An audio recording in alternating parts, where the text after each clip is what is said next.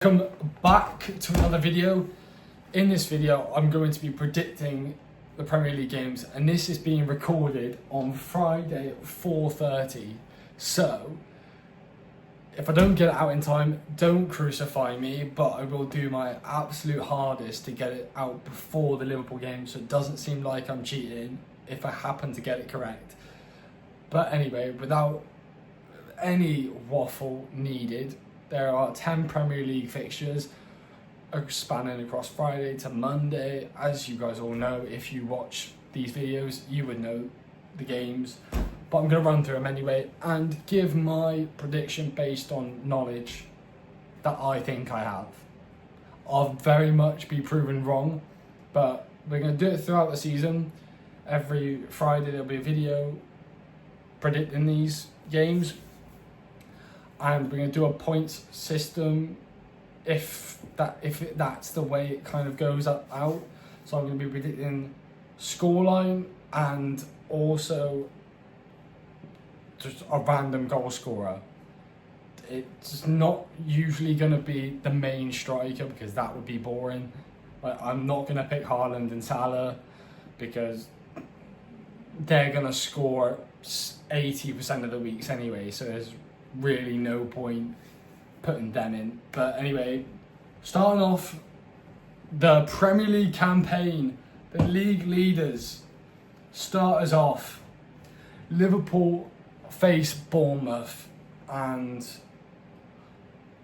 it's difficult. Liverpool obviously having so many new players coming in, you kind of don't know whether they're going to hit the ground completely running. I know Ekitike and Verts and Frimpong all played a part in the Community Shield, but that's basically a friendly. That's just another pre-season friendly. And Bournemouth have been rinsed defensively, but kept a lot of their attacking talents. It's just that defence has been wiped out. So I've gone with 3-1. You feel like they're going to score. You feel like Liverpool have such a high defence, especially with those two fullbacks basically playing as left mid, right mid, but in a back four. You can see how the space is going to create itself throughout the game. And I've gone with Dominic Szoboszlai to be a random goal scorer. He gets in and out of that attacking areas, has a lot of shots on, so you can maybe see him bagging one. That's obviously at Anfield. Next, we take a trip to Villa Park, where Villa face Newcastle, and these always have goals, whether it's 4-1s, 3-0s or 4-0s. There's goals in these games, usually an onslaught either way, but this time it's going to be a draw. I've gone with 2-2. Because you just see there's so much media attention at Newcastle at the moment because they keep chasing signings, not getting them.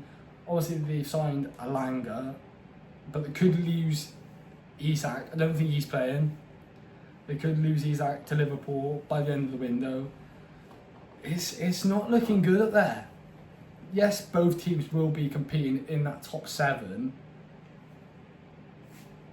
but they're going to start off with a draw. They'll both start off with 1 point, 2-2 for that game, with Alanga being my goal scorer for the game.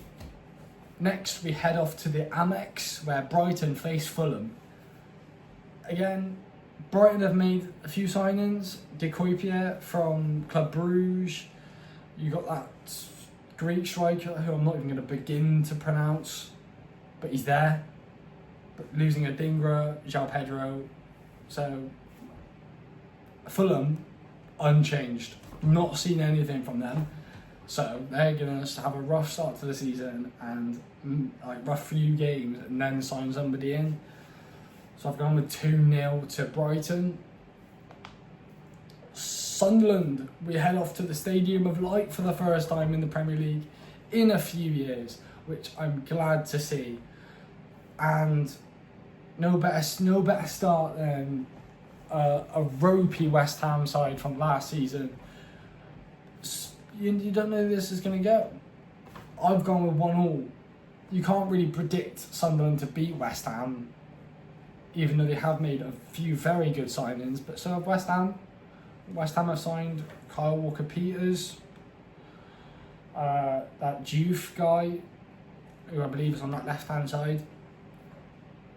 I've gone 1-1. I can see Sunderland grabbing it like a early goal, and then West Ham chase it throughout the rest of the game and get the equaliser. I've gone with Simon Adingra for that mystery goal. I've also gone with Jorginho Rutter for my Brighton goal. I didn't say it, but yeah. Next, we head off to the Tottenham Hotspur Stadium. Oh, after that loss in that Super Cup final to PSG, they had it. They had it by the balls, and it ran away from them so quickly. But they faced Burnley, so you go from PSG on Wednesday to Burnley on Saturday. I've gone with 3-0. I think it won't, they'll concede goals this year, Burnley. They may not have done last season with the 16 and 46, but they will this season. That's just a fact. So yeah, 3-0. Next, we head off to the Molineux, where Wolves face Manchester City, with both teams losing and gaining players here and there. So City and Wolves seem to be City's bogey team, don't they? They seem to drop points to Wolves all the time, but not this time. I've gone with 3-1 to Manchester City, with Omar Marmoush to be the goal scorer. Oh, I forgot to say, I put Mateus Tau to be the goal scorer for the Spurs game. I keep forgetting. Chelsea and Stamford Bridge face Crystal Palace, don't they? Yeah, Crystal Palace indeed. Just off the back of that Community Shield win last weekend, are they almost going too high for their squad? Are they trying to rise too high too quickly with obviously the FA Cup win and the Community Shield win in the space of a few months? I've gone with a Chelsea 2-1 win with Liam Delap to be the goal scorer. I don't think he'll start. I think João Pedro will start, and then Delap will score off the bench. Watch and weep. Watch and weep, you lot. Watch and weep. Next, we head north to the City Ground, where Nottingham Forest face Brentford. Brentford are a definite, relegation candidate. Losing so many players. This is not playing in this game, so you're looking at like Kevin Schade, Igor Silva, or Igor Thiago, who's not scored, in pre-season. Only played 6 matches last season due to injury. You're not really expecting much from Brentford this season, apart from can they stay up. We'll soon see, but I've gone with a 2-2 draw to start them off in the campaign, with Mikael Damsgaard to be the mysterious goal scorer. Next, we head to Elland Road, where Leeds will face Everton. Everton can have a good season, and it could start off wow. New stadium, new players like Jack Grealish. It's just that Barry, Dewsbury Hall. It just seems so good for Everton. But can they start off with a win, or is it going to be my 2-0 prediction? Just picture it. Everton battering Leeds on the first game of the season. You can see it. And I've gone with Iliman Ndiaye to be the goal scorer for that game. I've done this wrong way round.